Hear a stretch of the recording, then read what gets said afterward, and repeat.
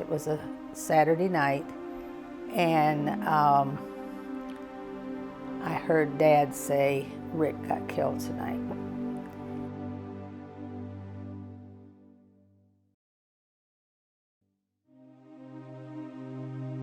They recommended a closed casket because they had to pry him out of the car, and him and his friend were both killed. It really hit me when I came up to the house after the funeral, and there's his old, dirty tennis shoes sitting on the back porch. That got to me too. It was just, it was so real. Every time I would close my eyes, I would hear Dad saying, "Rick got killed tonight."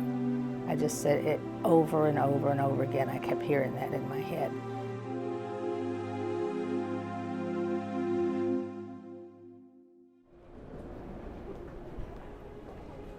When I was a kid, my uncle was killed in a car accident. Obviously, it was a heartbreaking tragedy for my mom and her siblings and her parents, my grandparents. But I didn't really connect to it or know it very much because I was an infant.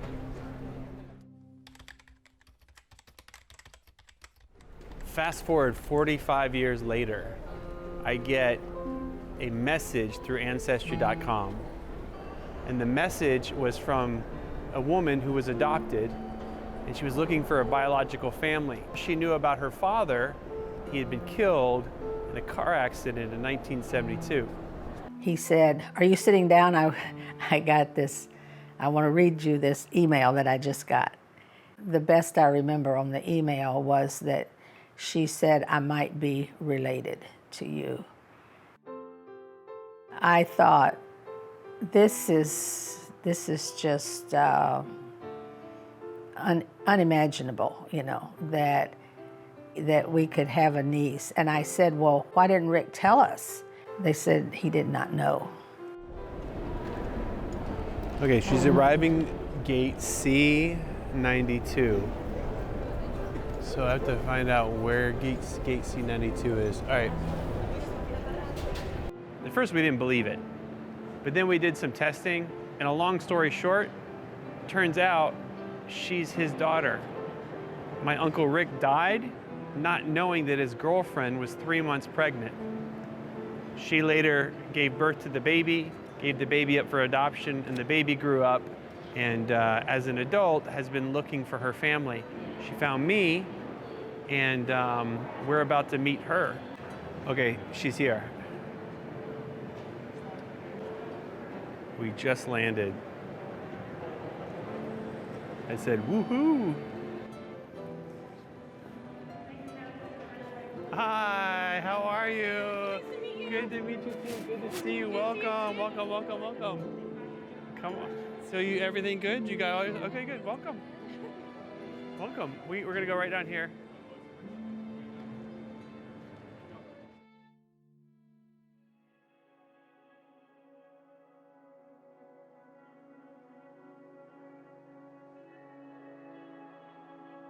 I always knew I was adopted, and I had a really good childhood. I had really good parents.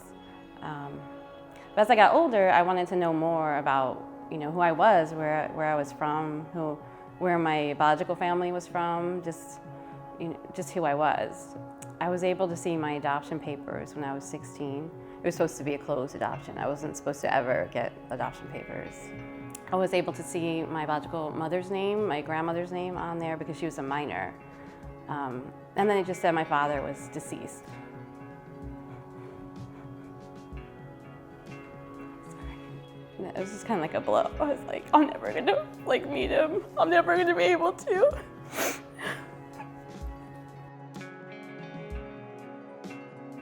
You just feel like insecure. Sorry. And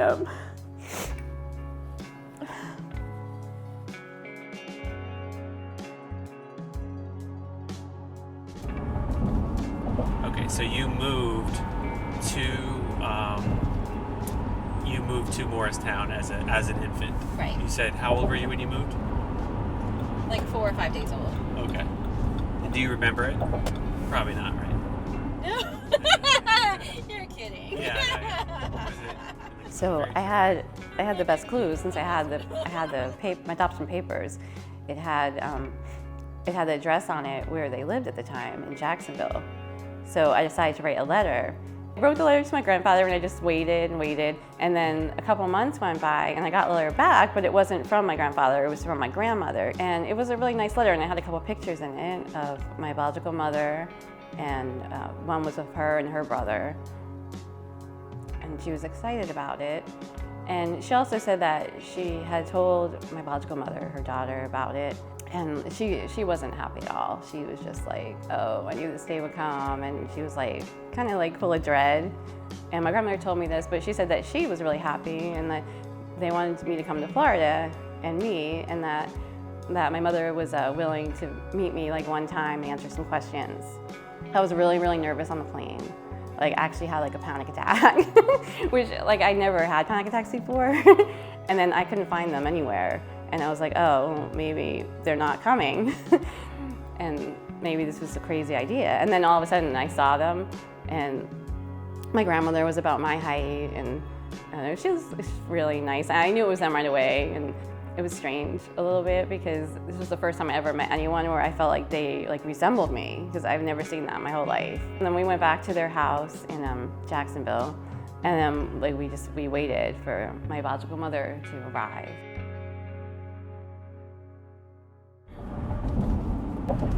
So you moved from Jacksonville when you were 5 days old to Morristown, New Jersey, with your adopted parents. Yes. And you stayed there till you were about Seven, yeah. 7. Okay, all right. And then you moved to Roxbury, Right. and that's where you stayed until you went to college, or even beyond, right? No, I didn't live there until my mom had the heart attack. I moved back in there for a couple months, but other than that, I didn't really live there after high school because I just went to college and Gotcha. I would come back for like breaks and stuff. Yeah, okay. But they were still living in Roxbury while you were in college. Yes. Okay, gotcha. And you went. I asked her a lot of year. questions, like about my biological father, and she gave me some information, but a lot of it was just like basic information, like he was in college, he was 20, he was a nice guy, he was smart. Which I like to hear those things, but I still wanted to find out more. I just wanted to find out more information, and I wanted to find out who he was. So of course I asked who he was, and she told me his first name, but she wouldn't tell me his last name. So I just kind of left there with more, questions. Any of this look familiar?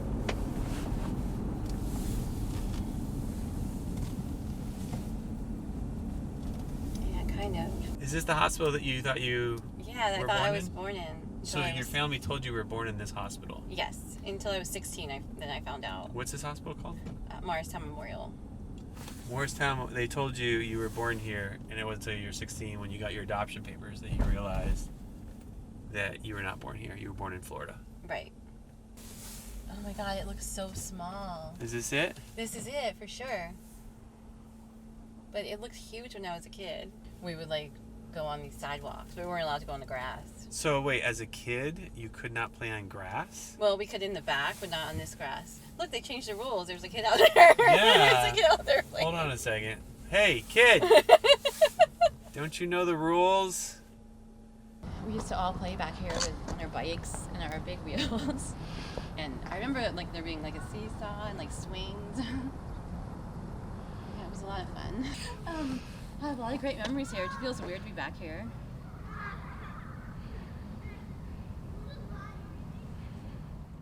So at what point did your relationship with your mother end and your grandmother? I know that eventually, but what year was that? And tell me With my biological mother, I only saw her one time. That first time I went in '94. That's the only time I ever saw her. 5 days before my wedding, I got this letter from my grandmother saying that she wasn't going to communicate with me anymore. She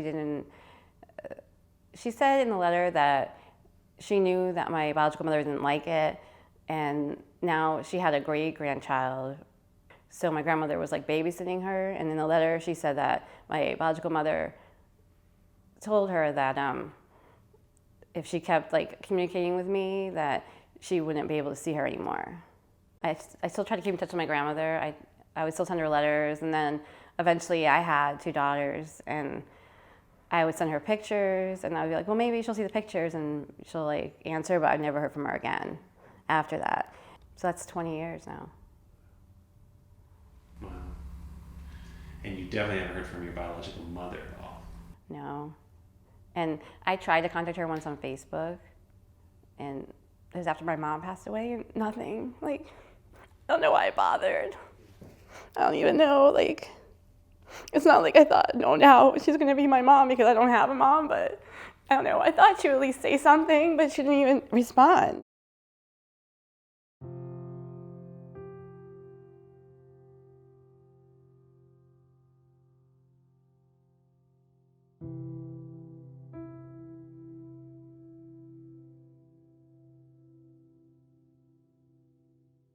I saw an article about the accident, and it was an article about like every accident in Florida for the weekend or something like that, and then I found 2 sentences about the accident, and I knew right away, this has to be the accident, it has to be. So that gave me like the biggest hope, because I thought it has to be one of these people. From there, I started doing research, and I actually found a yearbook picture of Rick's, and then actually found 2. So I looked at the pictures, and I thought right away, I thought my younger daughter looks like him. That looks like her. Maybe I'm crazy, but I thought that looks like so much like her. like that, it has to be him, it has to. I felt like really happy. I felt like, wow, you know, this could really be it. Finally, this could be like, maybe I'm going to find the answers I've been looking for so long, finally.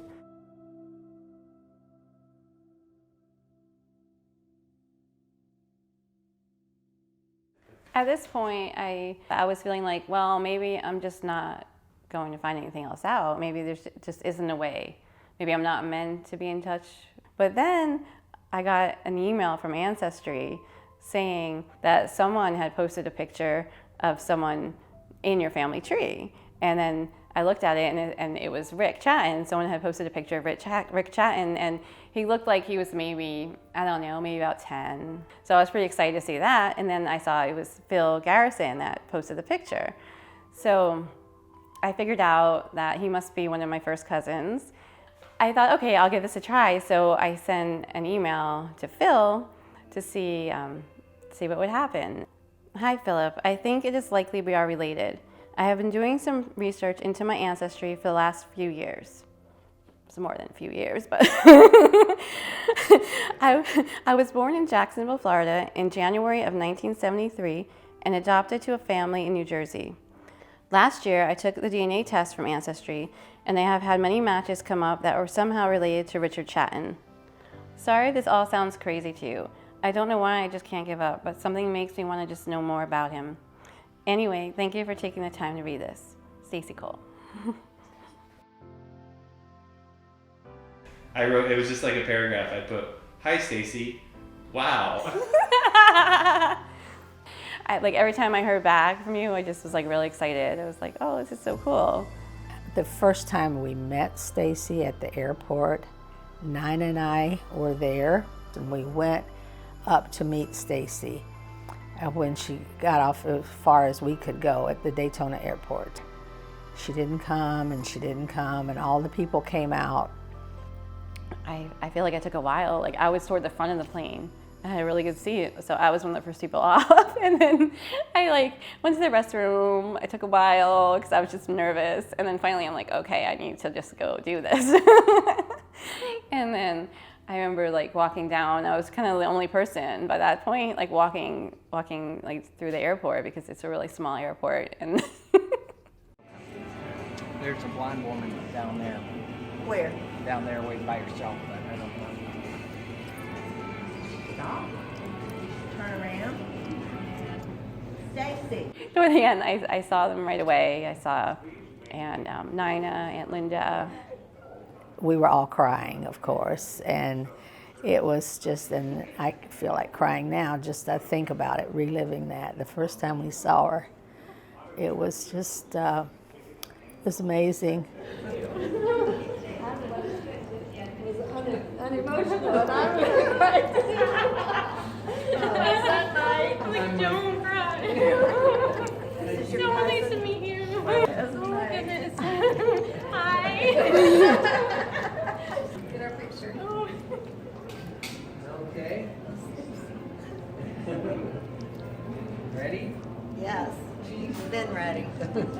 Good, I took several. I think things happen for a reason sometimes, and you never know like what the plan will be, and when things will come together. So if it's not today, maybe it'll be tomorrow, maybe it'll be 10 years from now. But I'm really happy I didn't give up, because definitely it's been like a dream come true. Like finding out who I am and more about who I am, and finding this like awesome family that I'm a part of, and I can't even believe it still. I can't. The gift of Stacy has given us a connection. Like, it's more than I could have ever dreamed of, basically. And sometimes I still can't believe it's real. And yeah.